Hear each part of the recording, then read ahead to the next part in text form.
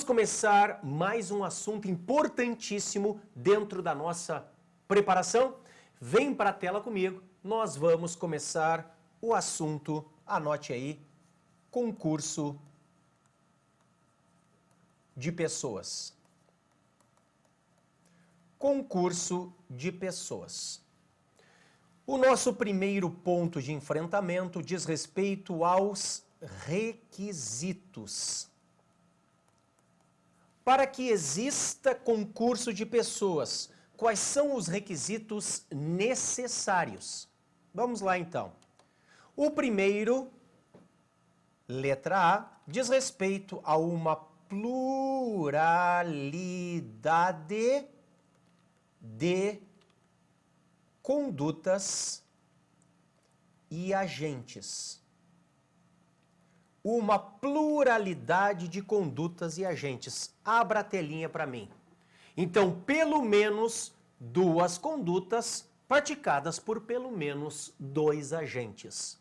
Essas duas condutas podem ser ambas principais, autor mais autor, veremos o que é autor daqui a pouquinho, ou pode ser uma principal e outra acessória, autor mais partícipe. Isto pode também, desde que haja uma pluralidade, pelo menos duas condutas com pelo menos dois agentes. O segundo requisito, pode manter a telinha, é a relevância causal. Relevância causal de todas as condutas. Relevância causal de todas as condutas. O que eu quero dizer com isto? Todas as condutas devem ter relevância causal. Todas as condutas devem ter contribuído para o resultado comum. Amplie para mim. E aqui vai um primeiro macete. Se uma das condutas ela foi praticada depois da consumação, você quebra o concurso de pessoas. Não há concurso de pessoas. Se uma das condutas foi praticada depois da consumação do crime, não há concurso de pessoas. Cena 1. O dono da loja de peças de carros recebe a visita de um rapaz que diz: acabei de furtar este carro. Você quer comprar? Ah, beleza, quero. Eu vou comprar e vou desmanchar. Quem furtou responde pelo furto. Quem comprou responde por receptação. Cada um pelo seu crime. Não tem concurso de pessoas. Cena 2. O dono da loja chama o rapaz e diz: vai, furta que eu compro. Cuida, furta que eu compro. Esta contribuição do dono da loja é tão eficaz, é tão importante, que talvez sem ela não houvesse nem o furto. Ambos respondem pelo furto em concurso de pessoas. Haverá concurso de pessoas e crime único para os dois. Por quê? Porque nós temos relevância causal na contribuição do dono da loja no segundo exemplo. Então, na tela, por favor. Eu preciso, letra A, de pluralidade de condutas e agentes. Letra B, relevância causal de todas as condutas. E agora nós chegamos talvez no requisito que mais cai nas provas. Letra C, liame subjetivo entre os agentes.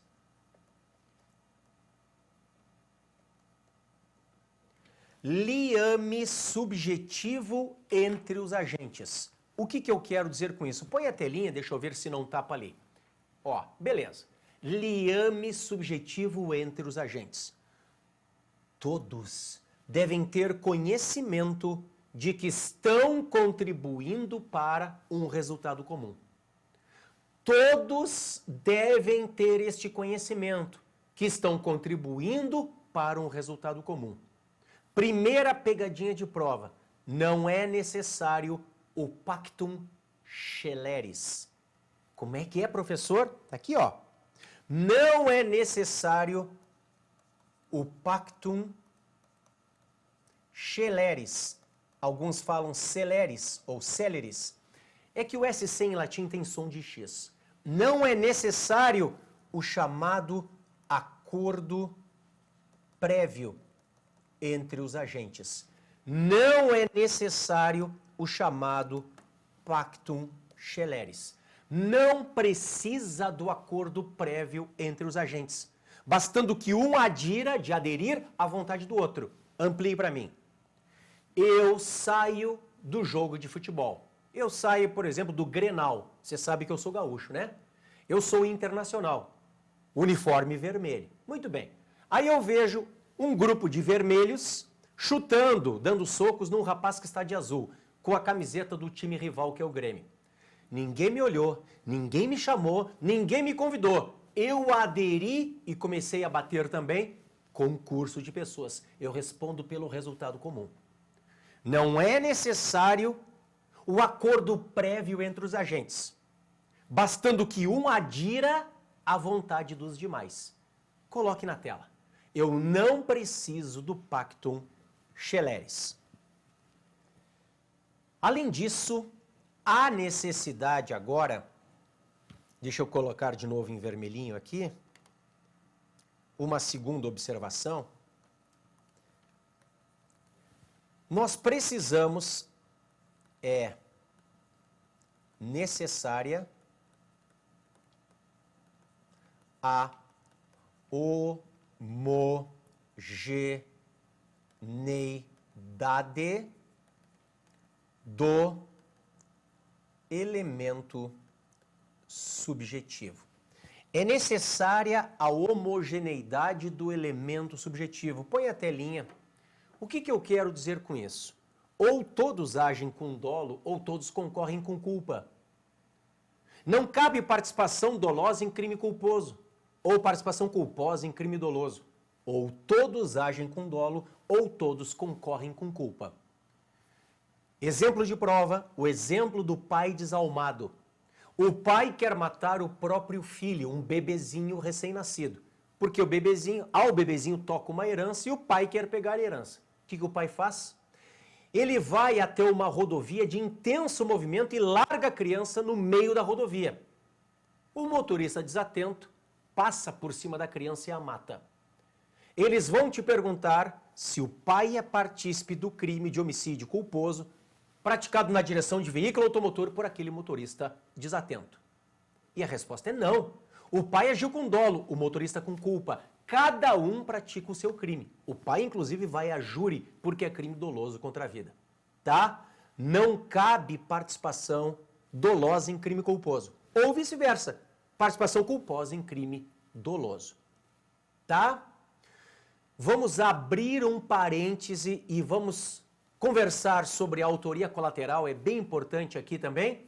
Feche a telinha, por favor. Eu vou pegar o azulzinho. Ó. Autoria colateral. Abra a telinha para mim. O que você vai colocar aí? Na autoria colateral, não há concurso de pessoas por falta do requisito liame subjetivo entre os agentes. Justamente este requisito que nós estamos enfrentando, letra C. Não há o liame subjetivo entre os agentes, voltei, na autoria colateral. Na autoria colateral não há concurso de pessoas por falta do liame subjetivo entre os agentes. Aqui cada um responde por aquilo que praticou, porque nós conseguimos identificar a conduta de cada agente. Repito, cada um responde por aquilo que praticou, porque nós conseguimos identificar a conduta específica de cada agente. Pensa comigo, o A, ele está de um lado do desfiladeiro. O B está do outro lado do desfiladeiro. E aqui eu tenho uma estradinha. Eu tenho uma estradinha. A minha vítima, ela caminha por essa estradinha. Olha só, a minha vítima, ela está vindo nessa estradinha. O A quer matar a vítima. O B também quer matar a vítima, só que o A não sabe do B e o B não sabe do A. Quando a vítima está numa posição estratégica, os dois disparam. A vítima cai morta. Ela é levada para a necropsia. E o médico perito diz que ela apresenta 2 orifícios de entrada de projetil de arma de fogo. Um na cabeça, que é o fatal, outro no pé, que não é fatal. A polícia age rapidamente, as armas dos atiradores são apreendidas e encaminhadas à perícia. E a confrontação balística, ela é positiva, é conclusiva. Ela diz que a arma que matou a vítima com um tiro na cabeça era a arma do A. E que a arma do B, na verdade, é responsável pelo tiro do pé. Consequência, o A responde por homicídio consumado e o B responde por homicídio tentado. Cada um responde por aquilo que praticou. Por que eles não respondem os dois juntos pelo mesmo crime? Amplie para mim. Porque não há concurso de pessoas. Por que não há concurso de pessoas? Por falta do requisito liame subjetivo entre os agentes. O A não sabe do B e o B não sabe do A, embora os dois queiram matar a vítima. Cada um responde por aquilo que praticou. A pegadinha aqui, às vezes, é a seguinte. Corta para a tela. Às vezes, o que nós temos é, na verdade, uma autoria incerta em um contexto de autoria colateral. Olha com atenção. Às vezes eu tenho uma autoria incerta em um contexto de autoria colateral. Aí nós vamos resolver com o princípio da dúvida. In dubio pro réu. Reo, porque é latim. In dubio pro réu. Ou seja, abra a telinha para mim. Aqui você tem que entender que se existe autoria colateral, já não há concurso de pessoas. É o título, autoria incerta em um contexto de autoria colateral. Se tem autoria colateral, não tem concurso de pessoas por falta do requisito liame subjetivo. Só que agora, ao contrário do caso anterior, em que eu sabia o que cada um tinha feito, eu estou te trazendo um elemento novo em que eu não sei. Eu não sei o que cada um fez. Imagine que nós voltamos à estradinha onde vem a vítima. Os dois querem matar a vítima, só que o A não sabe do B, o B não sabe do A. Disparam, a vítima morre. Um tiro na cabeça, um tiro no pé. Agora eu não tenho perícia. Ou eu tenho perícia e ela não é conclusiva. Agora eu não tenho arma apreendida. Eu não sei quem deu tiro na cabeça, eu não sei quem deu tiro no pé. Você vai resolver a autoria incerta no contexto de autoria colateral pelo princípio da dúvida. In dubio pro réu. Qual é a única certeza que eu tenho? O que eu sei que os dois fizeram? Eu sei que os dois pelo menos tentaram matar. Um foi além e matou, mas eu não sei quem foi. Então eu resolvo pelo princípio da dúvida. O que nós teremos é tentativa para os dois. Cada um respondendo pela sua, porque não tem concurso de pessoas. Você me entende? Se houver autoria incerta num contexto de autoria colateral, você terá a tentativa para cada um deles. Tá no meu exemplo. Bom, fechamos a telinha, por favor. Nós estamos trabalhando com os requisitos. Eu te trouxe requisito A, pluralidade de condutas e agentes. Eu te trouxe requisito B, relevância causal de todas as condutas. E eu te trouxe requisito C, liame subjetivo entre os agentes. Nós temos um último requisito, o requisito D. Unidade de fato. Ou identidade de crime. Como assim, professor? Simples. Existe um único crime para todos. Um só crime para todos. Podem ser 2, podem ser 10, podem ser 1000 agentes. Um crime para todos. E aí, Nós entramos porque os assuntos estão relacionados no item 2, porque até agora o item 1 foi requisitos. O item 2, senhoras e senhores, traz as teorias. Teorias do concurso de pessoas. Nós temos a teoria monista, nós temos a teoria dualista, abra a telinha para mim, e nós temos ainda a teoria pluralista. Olha lá. A teoria monista, ela também é chamada de monística, pela influência que nos traz o direito penal italiano. Também é chamada de teoria unitária ou teoria igualitária. É a mesma coisa, mas aparece como monista. Ela nos ensina que todos, sejam autores, coautores, sejam partícipes, todos respondem pelo mesmo e único crime. É o que nos ensina a teoria monista.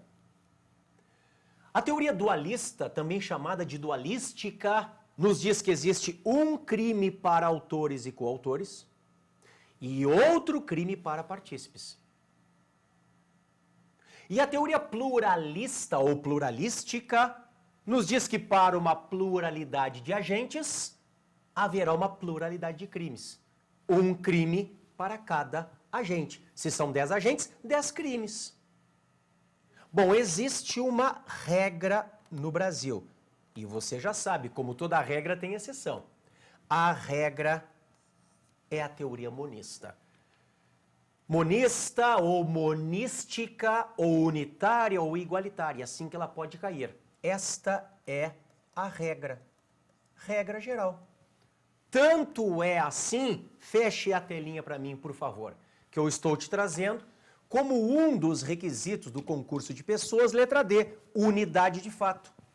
Ou identidade de crime, um só fato, um só crime, um só fato, um só crime para todos os agentes. Identidade de crime, unidade de fato.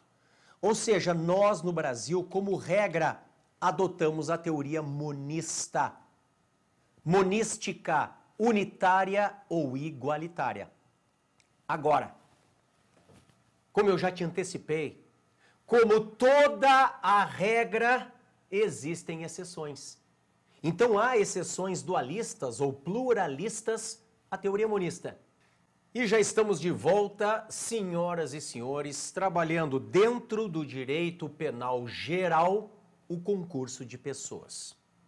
Eu te disse que só haverá concurso de pessoas se estiverem presentes 4 requisitos. Corta para a tela. O primeiro é a pluralidade de condutas e agentes. O segundo é a relevância causal de todas as condutas. O terceiro é o liame subjetivo entre os agentes. E o quarto é a unidade de fato ou identidade de crime. Por que este 4 fala, a letra D, em unidade de fato ou identidade de crime? Porque, como regra no Brasil, nós adotamos a teoria monista. Todos, abre a telinha para mim, sejam autores, coautores ou partícipes, todos praticam o mesmo e único crime. Só que eu já te antecipei, no nosso bloco passado, que como toda regra tem exceção. Então é claro que existem exceções. Dualistas ou pluralistas à teoria monista. Olha lá. Existem exceções dualistas ou pluralistas à teoria monista. Há várias exceções. Eu vou te trazer um exemplo que está na parte geral e outro exemplo que está na parte especial. Mas eu deixo claro que existem vários exemplos, tá? Então, fechamos a telinha. Dentro da parte geral, eu vou te trazer aqui o artigo 29, parágrafo 2º do Código Penal. Vamos começar pela leitura. Então, Código Penal na tela. Aqui está o nosso CP e eu pulo para o 29 do concurso de pessoas. O nosso 29 diz: quem, de qualquer modo, concorre para o crime, incide nas penas a este cominadas na medida de sua culpabilidade. O que nos interessa é o parágrafo 2º.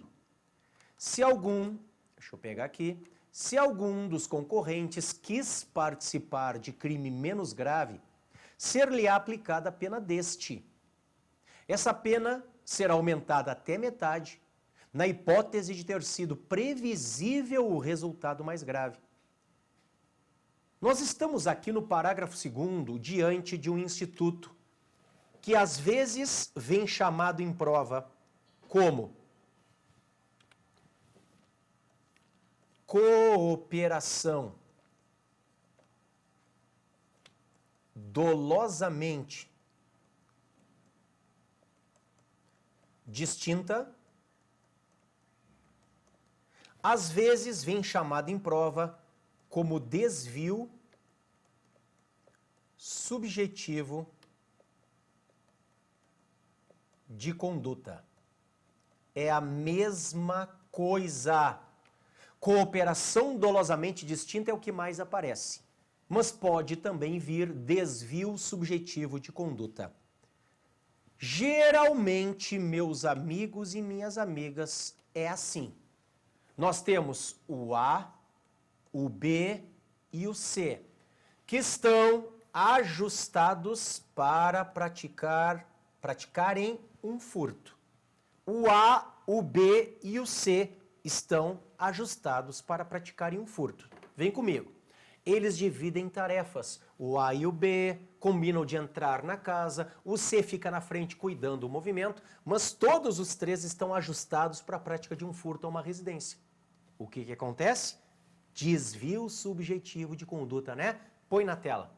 Ao entrarem na casa, o A e o B são surpreendidos por um vigia. O que eles fazem? Eles acabam matando o vigia e praticando um latrocínio, porque eles matam antes da subtração. O C nunca quis matar ninguém. O C nem sabia da existência do vigia. O C está na frente cuidando. E aí eu volto para a lei. Olha lá. Se algum dos concorrentes, aqui é o C, né? Quis, olha o dolo do C, ele quis participar de crime menos grave. Ser-lhe aplicada a pena deste, do menos grave. E essa pena será aumentada até metade na hipótese de ter sido previsível o resultado mais grave. Ainda que seja previsível para o C o resultado mais grave, ele continua respondendo por furto. O C responde por furto, no caso qualificado pelo concurso de pessoas. O A e o B respondem por latrocínio. Se não fosse assim, se nós seguíssemos na teoria monista, o C estava frito, né, pessoal? Porque haveria um só crime para todos, latrocínio. Porque, na verdade, só houve latrocínio, né? Eu estou por ficção dizendo, houve 2 crimes. Não, mas é uma ficção, porque só houve latrocínio no mundo real. Se fosse a teoria monista aplicada aqui, era latrocínio para o C também. Então é graças a esta exceção que está no parágrafo 2º do 29 que o C responde por furto e o A e o B por latrocínio. O C quis participar de crime menos grave. Tá? Ponha na tela. Este é um exemplo de parte geral. Eu vou agora te pegar um dos vários exemplos de parte especial. Então, por exemplo, aqui, ó, eu vou te trazer o artigo 124, segunda parte do Código Penal versus o artigo 126 do Código Penal também, lá no aborto. Então vamos voltar para o Código Penal e eu vou para o 124. Olha ali. O 124, ele nos traz o aborto provocado pela gestante ou com seu consentimento. Provocar aborto em si mesma ou consentir que outrem lhe provoque. Nos interessa esta segunda parte, o consentimento. A moça consentiu para a prática do aborto. Só que agora veja o 126. Provocar aborto com o consentimento da gestante. Abra a telinha para mim. Se nós aplicássemos a teoria monista, tecnicamente, vamos lá, o médico que fez o aborto na moça com consentimento dela seria autor do 126. E ela, por ter consentido, partícipe do 126. Isto seria aplicar a teoria monista. Mas aqui o nosso legislador trouxe uma exceção dualista. O médico continua respondendo pelo 126 como autor e ela vai responder pelo 124, segunda parte, como autora também. Cada um pratica o seu crime. É uma exceção dualista à teoria monista. Fecha a telinha para mim. Então existem, pode fechar a telinha, existem exceções ao monismo. Tá? Vamos lá de novo. Ó, ponto 1, requisitos do concurso de pessoas. Ponto 2, teorias. Ponto 3, autoria. Autoria. Abra a telinha para mim.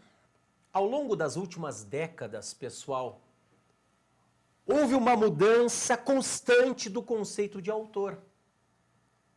Nós temos que entender que antes da reforma penal de 84, no Brasil inclusive, havia, deixa eu trocar de cor aqui, a aplicação, a compreensão de um conceito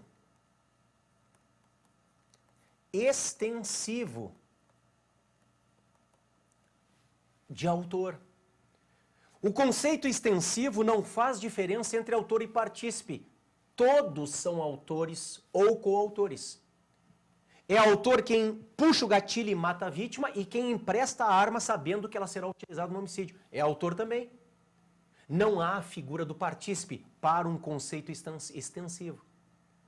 Somente com a reforma penal de 84 nós passamos a um conceito restritivo. O conceito restritivo é o que faz diferença entre autor e partícipe, como nós temos hoje. Então você já sabe que nós estamos hoje no momento, vou trocar de cor aqui, de conceito restritivo. E mesmo dentro de um conceito restritivo, há várias teorias que procuram explicar o que é autor e diferenciá-lo do partícipe. Então, dentro de um conceito restritivo, nós temos que trabalhar. Deixa eu pegar o azul de novo. Com a teoria objetivo formal, com a teoria objetivo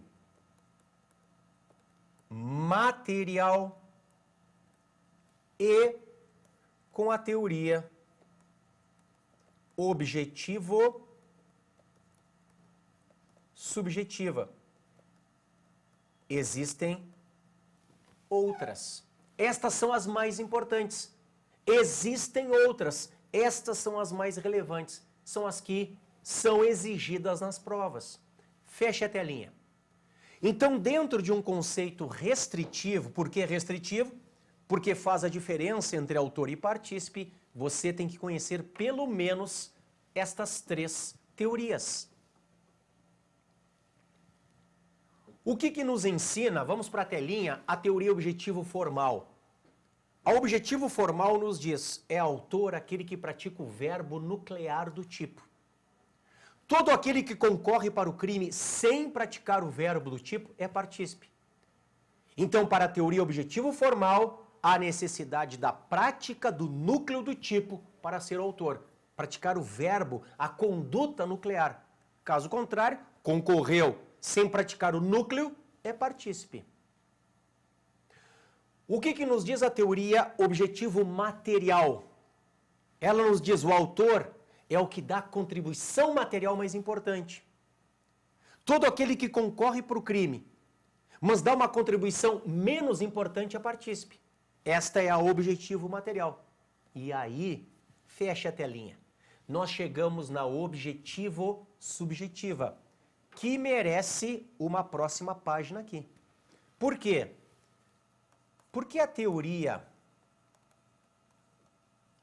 objetivo subjetiva é conhecida como teoria do domínio do fato. A teoria do domínio do fato de Klaus Roxin, o grande penalista alemão Klaus Roxin. Teoria do domínio do fato. E aqui você tem que compreender 3 hipóteses. O domínio da ação, vamos abrir a telinha, por favor. Depois o domínio da vontade e finalmente o domínio funcional do fato. No volume 1 da nossa obra, nós temos um resumo da teoria do domínio do fato de Roxin, aliás, utilizada pelo STF no julgamento da AP, Ação Penal 470, que é o mensalão. O domínio da ação, ele explica a autoria imediata. Imediata, autoria direta. Ou seja, será autor aquele que pratica o núcleo do tipo. Aquele que pessoalmente pratica a conduta nuclear prevista no tipo. Ele é autor. O domínio da vontade, por sua vez, explica a autoria mediata. A autoria indireta, a mediata.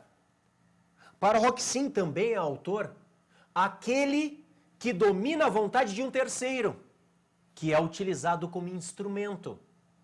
Então aqui Roxin, fecha a telinha para mim, ele vai trabalhar hipóteses como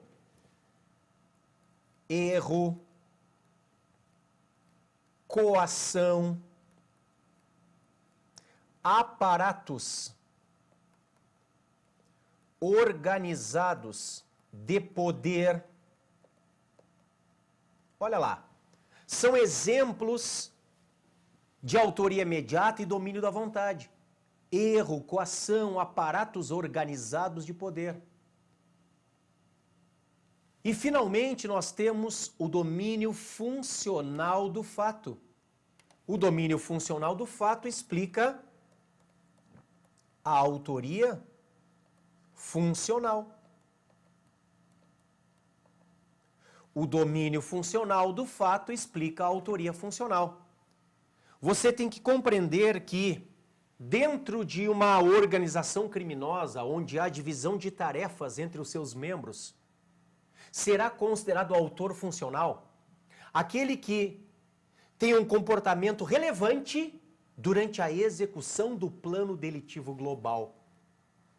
Comportamento relevante durante a execução do plano delitivo global. Ele será autor funcional. Vou te dar um exemplo. Para você, me diga, o motorista dos assaltantes do banco, ele é autor ou partícipe? Pensa só no motorista. O motorista não entra no banco, não coloca touca ninja, ele não pega em armas, ele só espera na frente para dar fuga aos comparsas. Ele é autor ou ele é partícipe? A sua resposta, corta para a tela, passa por um depende. Depende da teoria adotada. Agora, no momento em que nós adotamos a teoria do domínio do fato na sua vertente domínio funcional, nós podemos dizer que o motorista é autor funcional e não mero partícipe. Vou te trazer um exemplo que está na jurisprudência do STJ. Olha aqui. O motorista que, combinando a prática do roubo com arma de fogo contra caminhoneiro, leva os coautores ao local do delito e ali os aguarda para fazer as vezes de batedor, ou então para auxiliar na eventual fuga, realiza com a sua conduta o quadro que, na dicção da doutrina odierna, se denomina coautoria funcional. Só um reparo, coautoria não tem hífen, tá? Coautor não tem hífen coautor e nem corréu. O que eu te li está aqui no habeas 20819, 20819 da quinta turma do STJ. Então veja, esta doutrina hoje é presente na nossa jurisprudência. Como eu já te disse no mensalão, foi utilizada a teoria do domínio do fato direto. Falar em domínio do fato, então, pressupõe que você conheça, corta para a tela, o domínio da ação, o domínio da vontade e o domínio funcional do fato. O domínio da ação explica a autoria imediata. O domínio da vontade, a autoria imediata. E o domínio funcional do fato, a autoria funcional. Domínio da ação é autor aquele que domina a sua própria ação. Aquele que pessoalmente pratica o núcleo do tipo. Domínio da vontade é autor aquele que domina a vontade de um terceiro que é usado como instrumento. Domínio funcional do fato é autor aquele que pratica um comportamento relevante durante a execução do plano delitivo global. Não há certo ou errado aqui. O que há são teorias. O que há são motivações, são fundamentações por um lado ou por outro. Às vezes o nosso trabalho, eu sustento no meu trabalho de Ministério Público que determinado agente é autor de um crime. E eu invoco a teoria do domínio do fato. Às vezes o tribunal não acolhe, dizendo que ele é partícipe e diminui a pena. Então é uma questão de argumentação, porque todas são posições teóricas. Coloca na tela. Veja, uma doutrina mais clássica, mais conservadora, vai trabalhar com a teoria objetivo formal. A teoria objetivo formal, abra a telinha para mim, ela é segura juridicamente, ela é muito segura, porque é autor quem pratica o núcleo do tipo. Não pratica, mas concorre, é partícipe, não fica para a cabeça do juiz. Mas qual é o grande problema da teoria objetivo formal? Ela trata o autor intelectual como partícipe. Pô, não dá, né? O autor intelectual é o chefe. Muitas vezes é aquele mafioso que fica no restaurante e de lá ele distribui as ordens. Só que ele não pega na arma, ele não faz nada, ele não suja as mãos, ele não pratica o núcleo do tipo. Então ele é partícipe para a teoria objetivo formal. A teoria do domínio do fato resolve, em parte, este problema, porque trata o autor intelectual como autor e não como mero partícipe.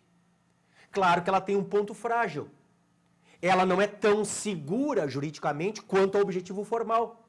Porque o objetivo formal, ela diz que autor é quem pratica o verbo da lei. Não fica para a cabeça do juiz decidir, como aqui no domínio do fato. Todas têm pontos positivos e negativos. A Polícia Federal tem trabalhado muito com a teoria do domínio do fato. Estamos trabalhando com o Instituto do Concurso de Pessoas, artigos 29, 30 e 31 do Código Penal. Nós já sabemos, coloque na tela, ponto 1, quais são os requisitos do concurso de pessoas. Nós já sabemos, ponto 2, quais são as teorias. Nós já sabemos, ponto 3, como desenvolver a autoria. Nós vamos agora ao nosso ponto 4. No nosso ponto 4, nós vamos trabalhar a participação. 4. Participação. E eu começo te lembrando da teoria da acessoriedade. Teoria da acessoriedade. No sentido, abra a telinha para mim, no sentido de que a participação é uma conduta acessória, que segue uma conduta principal. A participação é acessória, a autoria é principal. Então só existe participação se houver autoria, é claro. A participação não existe de per si, ela é uma conduta acessória. Teoria da acessoriedade. E aqui você tem que lembrar da acessoriedade. Assessoriedade. Opa, vamos voltar lá. Assessoriedade mínima, média ou limitada,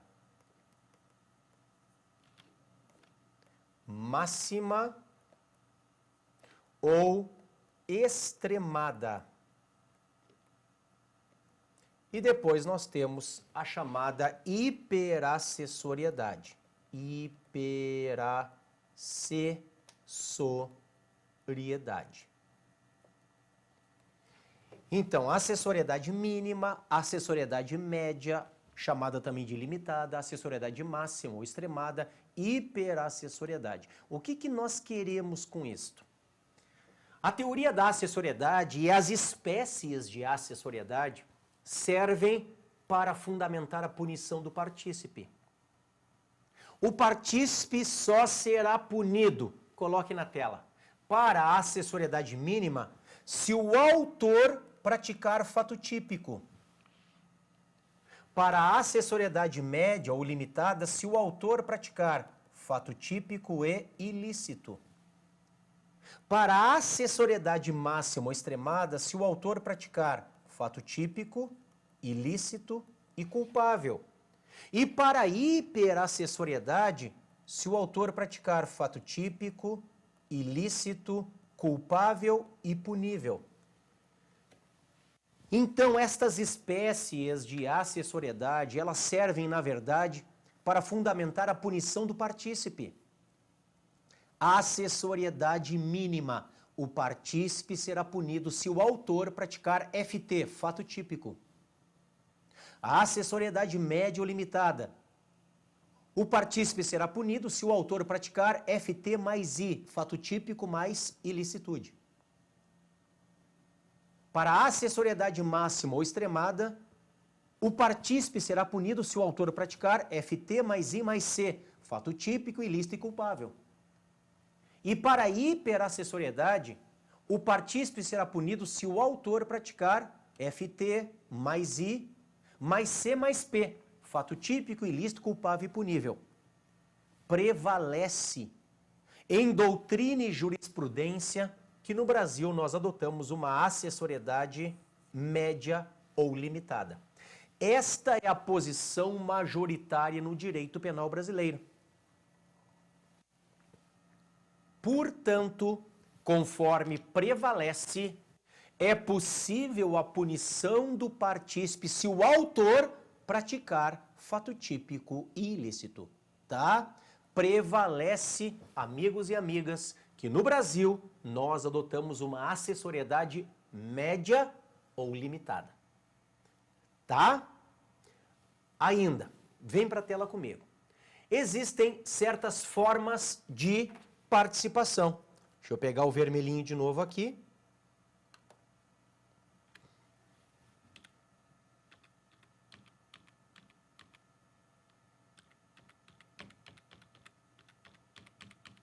E aí, guria? Ai, põe o pause aí.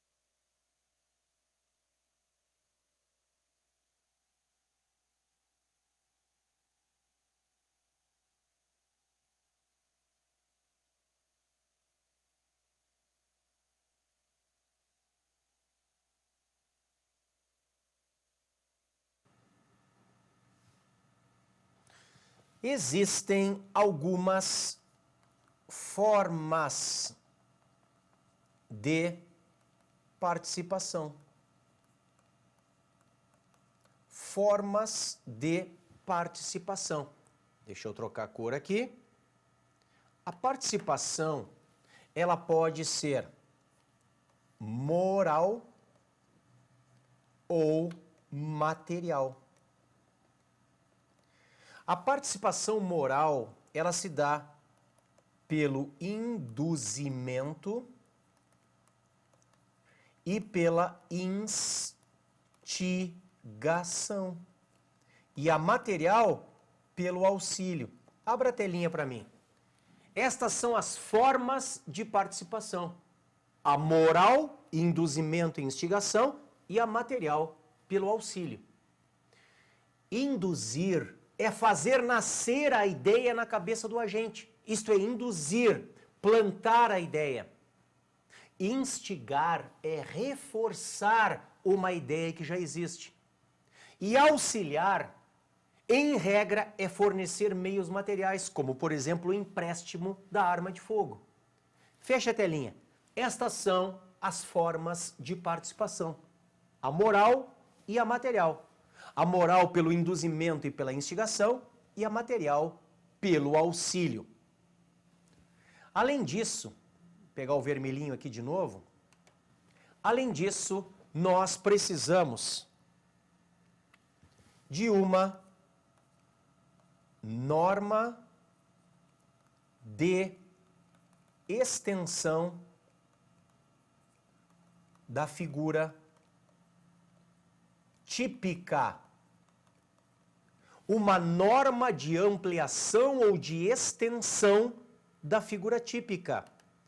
Esta norma, senhoras e senhores, é justamente o artigo 29 caput do Código Penal. Por quê? Porque se opera aqui aquilo que nós chamamos de adequação típica de subordinação mediata, chamada às vezes de indireta. Adequação típica de subordinação mediata ou indireta. A ideia é a seguinte: quando você analisa a parte especial do Código Penal, você vai para um tipo penal qualquer, por exemplo, por homicídio. Corta para a tela, eu vou colocar o Código Penal na tela. Abri o Código Penal. Dentro do Código Penal, eu estou indo para o 121. 121. Opa, passei. Aqui está ele. Matar alguém. Veja que você não tem aqui o crime de ajudar a matar, de instigar a matar, de induzir a matar, de auxiliar a matar. Abra a telinha para mim. O crime é matar. A parte especial está falando somente do autor da conduta principal. Ela não fala do partícipe da conduta acessória. Então, para que nós consigamos punir o partícipe, nós precisamos de uma ponte entre o comportamento do partícipe e o 121 no meu exemplo. Esta ponte se chama norma de extensão da figura típica. Então, eu vou combinar o 121 lá atrás com o 29. Eu vou combinar o 121 com o 29. Quem, de qualquer modo, concorre para o crime incidindo as penas a este combinadas na medida da sua culpabilidade. Então, para punir o partícipe porque ele instigou alguém a matar a vítima, eu vou imputar o 121 combinado com 29 caput. O 29 caput, fechamos a telinha, é uma norma de extensão ou ampliação da figura típica. Nós vamos proceder aqui a uma adequação típica indireta, uma adequação típica de subordinação mediata. Ok? Ponto 3, autoria. Ponto 4, participação. Vamos ao ponto 5. Olha aqui. Ao ponto 5. Ponto 5. comunicabilidade de elementares e circunstâncias. Comunicabilidade de elementares e circunstâncias. Eu quero começar te mostrando o que diz o 30. O 30 do Código Penal, ele diz assim: circunstâncias incomunicáveis.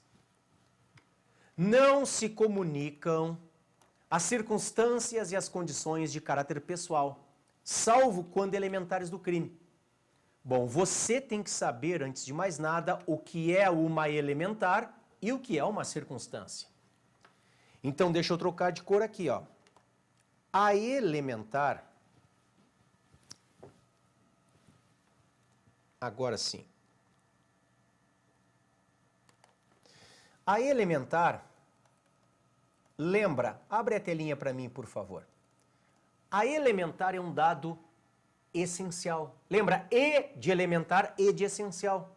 A elementar é um dado essencial do crime, sem o qual ele desaparece ou se transforma em outro.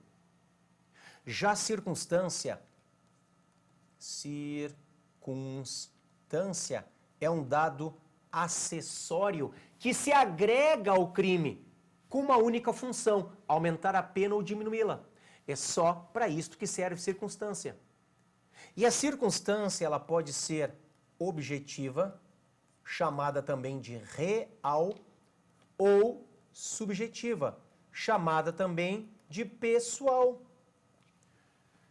Quando nós falamos numa circunstância objetiva, nós falamos de dados externos do crime, como o meio de execução, o modo de execução, usar fogo para matar a vítima, por exemplo, dados externos do crime. Agora, quando falamos em circunstâncias subjetivas ou pessoais, falamos em dados internos do crime, o motivo do agente, as relações pessoais dele com a vítima, marido e mulher, são irmãos, é pai e filho, filho e pai, etc. O que diz o 30 mesmo? Voltei para ele. Não se comunicam as circunstâncias e as condições de caráter pessoal, salvo quando elementares do crime. Aqui do artigo 30, senhoras e senhores, nós retiramos 3 regras. As famosas 3 regras do 30. Então, feche a telinha, por favor. Leia de novo o 30 comigo. Não se comunicam as circunstâncias e as condições de caráter pessoal, salvo quando elementares do crime. Vamos para o nosso esquema. Vamos montar mais um mapa mental juntos, então. Vou pegar o azulzinho aqui. Olha lá. Regras do artigo 30 do Código Penal. Regras do artigo 30 do CP. Primeira. Circunstâncias subjetivas ou pessoais. Segunda, circunstâncias objetivas. Terceira, elementares. Estas são as 3 regras e agora, claro, vamos complementá-las. As circunstâncias subjetivas ou pessoais, elas se comunicam ou não se comunicam? O que você acha? O que diz a lei? Não se comunicam as circunstâncias e as condições de caráter pessoal. Então, vamos colocar aqui. Não se comunicam. Abra a telinha para mim.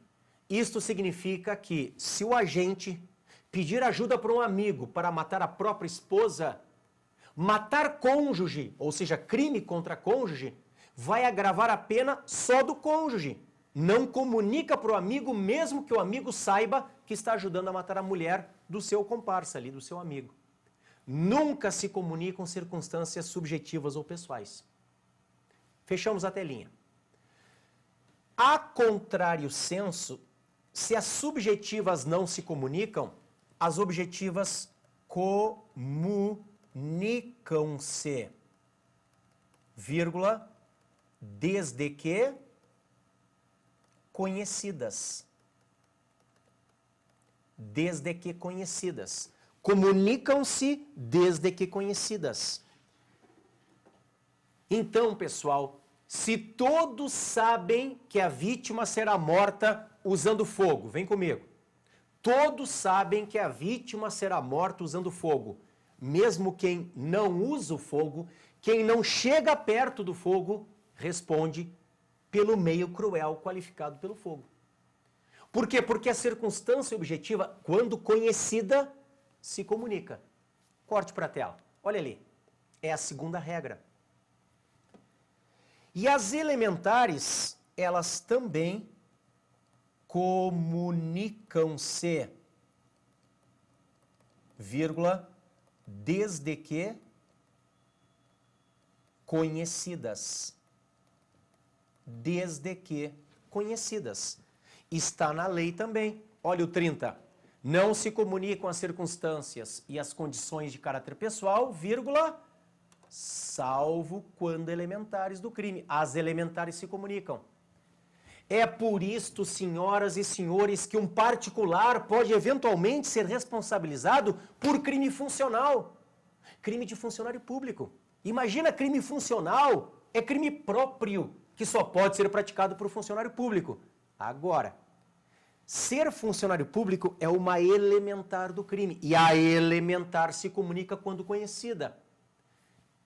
Eu sou funcionário público, eu sou promotor, sou funcionário público.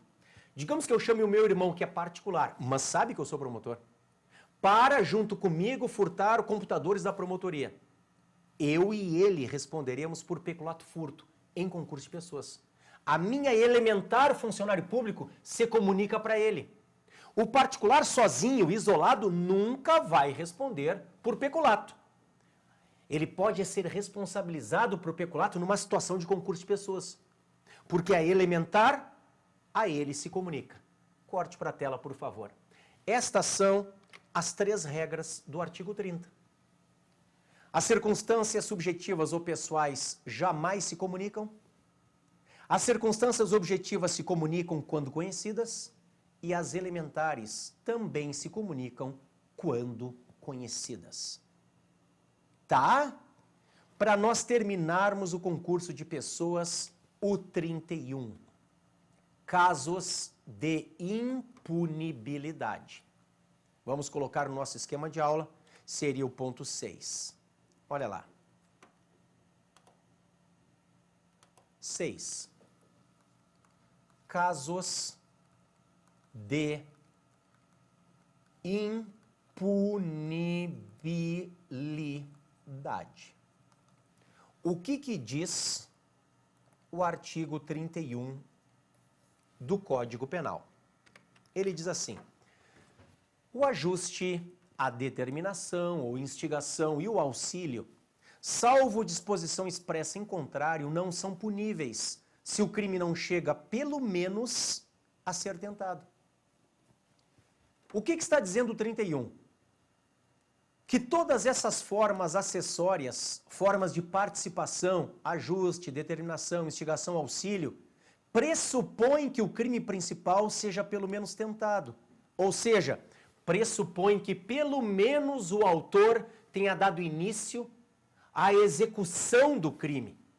Lembra, só existe tentativa, nós vimos juntos, artigo 14, inciso 2º, quando há início dos atos executórios. Lembra disso? É o 14.2. O crime é tentado quando iniciada a execução. Então só há punição do partícipe se o autor der início à execução do crime. Se o autor não der início à execução do crime, ponha na tela. Você não pune o partícipe. Nós teremos casos impuníveis. É o que diz o 31. Joia! Terminamos mais um tópico aqui na preparação para delegado da Polícia Federal.